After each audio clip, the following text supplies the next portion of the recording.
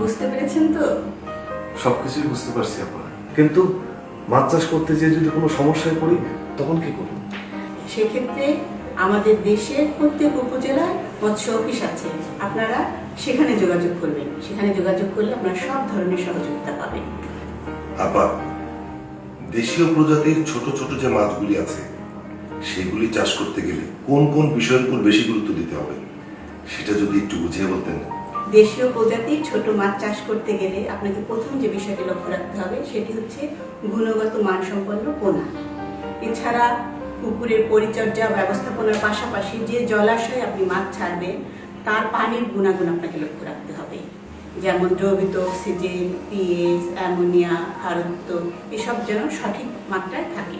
এছাড়া আমরা যেভাবে আপনাদেরকে মাছ চাষ করতে বলবো সেটি আপনাকে ফলো করতে হবে, তাহলে ইনশাল্লাহ আপনারা আর কোনো অসুবিধায় পড়বেন না। এবার বুঝতে পেরেছিস তো? জি ভাইজান, বুঝতে পারছি।